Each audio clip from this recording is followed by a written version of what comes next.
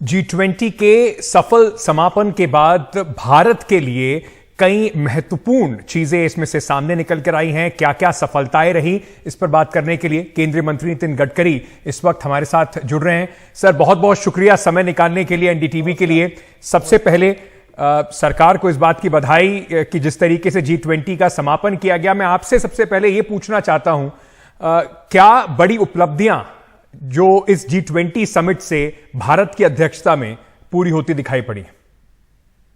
देखिए, G20 के सम्मेलन में वैसे पिछले साल भर से कार्यक्रमों का आयोजन हुआ और भारत इस समय विश्व के पटल पर एक बहुत ही अच्छी प्रतिमा भारत की और प्रधानमंत्री मोदी जी की इस G20 शिखर सम्मेलन के कारण निर्माण हुई। इस सम्मेलन में जो कुछ चर्चाएं हुई वो चर्चाएं भी बहुत फलदायी रही और विशेष रूप से बायोफ्यूल के बारे में जो रेजोल्यूशन हुआ, मैं 2004 से लगातार इस विषय का फॉलोअप करते आया हूं, 20 साल से। तो मुझे बहुत खुशी हुई कि निश्चित रूप से पूरे विश्व को दिशा देने के अनेक निर्णय इसमें हुए और भारतवासी होने के नाते हम सबको इसका बहुत बड़ा अभिमान भी है और निश्चित रूप से ये इवेंट ऐतिहासिक हुई है और पूरे विश्व में इसकी नोंद होगी और हम सब के लिए बड़ा अभिमान का विषय है। गडकरी साहब, बायोफ्यूल्स पर ही मैं आ रहा था अगले सवाल को लेकर, क्योंकि आप का कहें तो फेवरेट टॉपिक है आजकल। आप इस पर काफी, चाहे ग्रीन हाइड्रोजन हो उस पर बात करते हैं, आप क्लीन एनर्जी के लेकर काफी आपकी बातचीत रहती है। तो ये जो बायोफ्यूल अलायंस बना है, इससे अगर मैं सीधे सीधे पूछूं कि खास तौर से भारत को क्या मिलेगा और भारत क्या दे सकता है? देखिए, पहली बात तो ऐसे है कि भारत में 16 लाख करोड़ रुपए हम लोग फॉसिल फ्यूल को इंपोर्ट करने के लिए खर्चा कर रहे हैं। जब प्रधानमंत्री मोदी जी प्रधानमंत्री बने और मैं इस विभाग का मंत्री बना, तब हमारा ऑटोमोबाइल सेक्टर 4.5 लाख करोड़ का था और अभी हम 12.5 लाख करोड़ के हुए हैं। और हमने ये तय किया है कि आने वाले समय में हमें विश्व का नंबर 1 का ऑटोमोबाइल मैन्युफैक्चरिंग हब बनना है। अब विश्व में हम 7वें नंबर पे थे, अब हम 3रे नंबर पर आए हैं। अभी 2 महीने पहले जापान को पीछे डालकर हम 3रे नंबर हमने हासिल किया है। पहले नंबर पर चाइना, दूसरे नंबर पर यूएसए, 3रे नंबर पर इंडिया। और जिस प्रकार से वर्ल्ड के ऑटोमोबाइल ब्रांड जितने भी हैं वो हिंदुस्तान में लगातार काम कर रहे हैं इलेक्ट्रिक पर, ethanol, methanol, biodiesel, bio CNG, bio LNG, hydrogen, green hydrogen, इन सब बातों में जो रिसर्च हो रहा है इलेक्ट्रिक में, जैसे हमारी बैटरी केमिस्ट्री में लिथियम आयन के साथ sodium ion, zinc ion, aluminium air technology, इन सब बातों के कारण हम लोग आज विश्व में हमने एक लीडरशिप ली है। ब्राजील ने जैसे इथेनॉल की शुरुआत की, वैसे इलेक्ट्रिक पर हम भी बहुत आगे जा रहे हैं। तो ये अल्टरनेटिव फ्यूल और बायोफ्यूल के कारण पूरे विश्व में अब ये जो नॉलेज बैंक बनेगी, सब एक दूसरे को कोऑपरेशन करेंगे, कोऑर्डिनेट करेंगे। तो जो टेक्नोलॉजी हिंदुस्तान के पास है हम उनको कंट्रीब्यूट करेंगे और जो उनके पास है वो हमको मिलेगी। आपको मालूम होगा कि हमारे यहाँ शुगर फैक्ट्री में प्रेसमड निकलता है, प्रेसमड और बगास और परली, राइस स्ट्रॉ, इससे भी हम बायो सीएनजी बना रहे हैं। हमारे देश में 135 प्लांट अभी काम उसका शुरू है कि जो परली से और बायोमास से बायो सीएनजी और बायो एलएनजी बनाएंगे। इतना ही नहीं, तो अभी हमारे यहाँ पानीपत में हमारे जो एक प्लांट है इंडियन ऑयल का, वो 1 लाख लीटर इथेनॉल परली से और 150 टन बायो बिटुमिन बना रहा है और उसके साथ साथ अब बायो एविएशन फ्यूल बनेगा। हमारे देश में 80 लाख टन बिटुमिन लगता है, उसमें से 50 लाख टन हमारी रिफाइनरी देती है और 30 लाख टन इंपोर्ट होता है जी। अब ये इंपोर्ट करने की जरूरत नहीं पड़ेगी। एक प्रकार से diversification of agriculture towards energy and power sector. अभी गेहूं, चावल, मक्का, शुगर, इसमें ऐसा है कि हमारी एमएसपी ज्यादा है, मिनिमम सिक्योर्ड प्राइस, और हमारी मार्केट और कमर्शियल प्राइस कम है क्योंकि सरप्लस प्रोडक्शन है।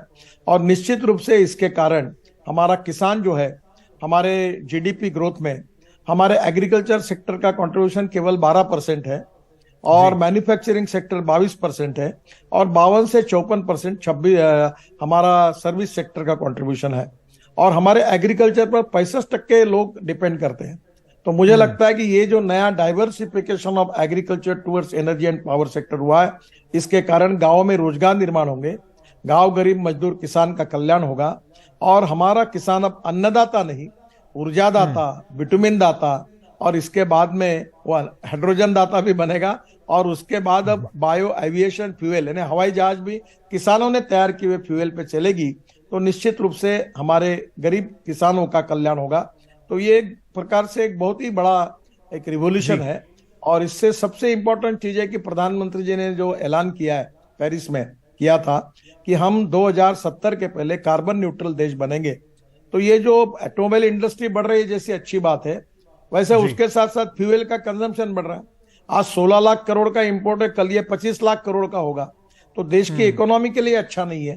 तो अगर ये बायो फ्यूल अगर तैयार होगा तो ये अलायंस के कारण जो नई टेक्नोलॉजी आएगी उसका फायदा सबको होगा, और जिसके कारण हमारा इंपोर्ट कम होगा और इकोनॉमिक पॉइंट ऑफ व्यू हमको बहुत बड़ी राहत मिलेगी और नए रोजगार निर्माण होंगे। और सबसे महत्वपूर्ण बात है कि फॉसिल फ्यूल पेट्रोल डीजल और गैस के कारण जो प्रदूषण हो रहा है वो प्रदूषण से मुक्ति मिलेगी।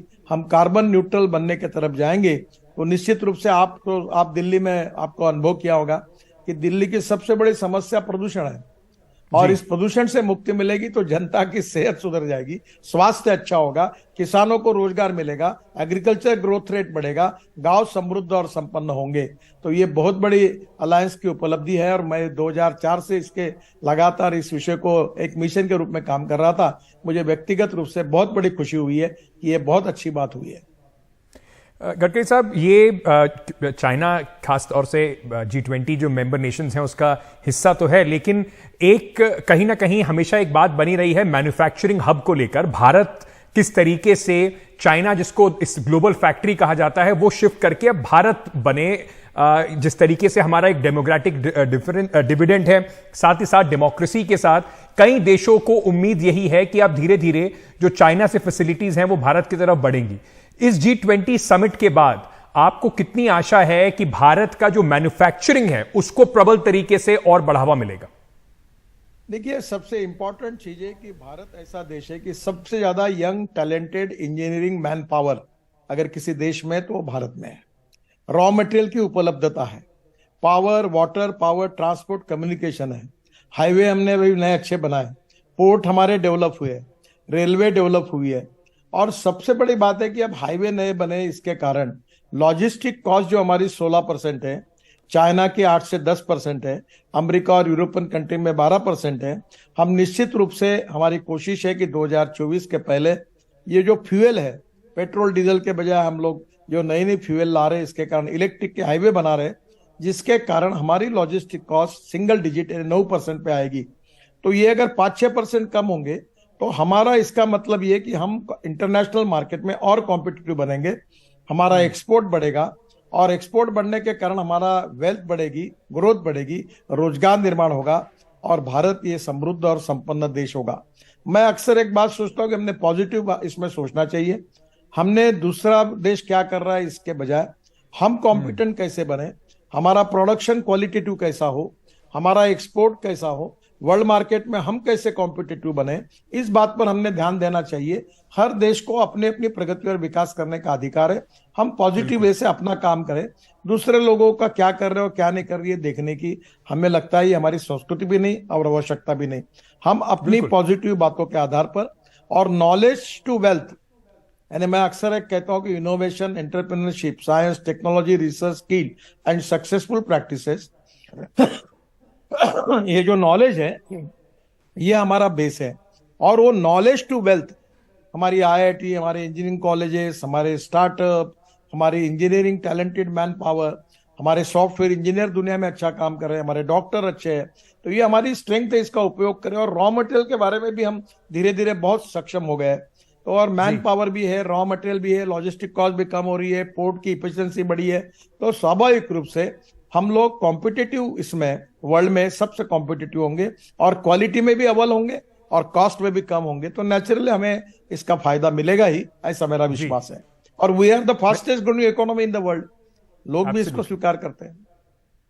मैं अंत में आपसे ये पूछना चाहूंगा, ये जो G20 समिट हुआ है, एक दिल्ली डिक्लेरेशन, एक बड़ा डिक्लेरेशन है, लोगों को शुरुआत में बताया जा रहा था कि पता नहीं सारे देश इकट्ठे हो पाएंगे, इतने सारे महत्वपूर्ण मुद्दे इस वक्त दुनिया में हैं जिसमें दुनिया बटी हुई है, लेकिन फिर भी उसके साथ साथ एक सहमति बनाकर एक दिल्ली डिक्लेरेशन भी हुआ।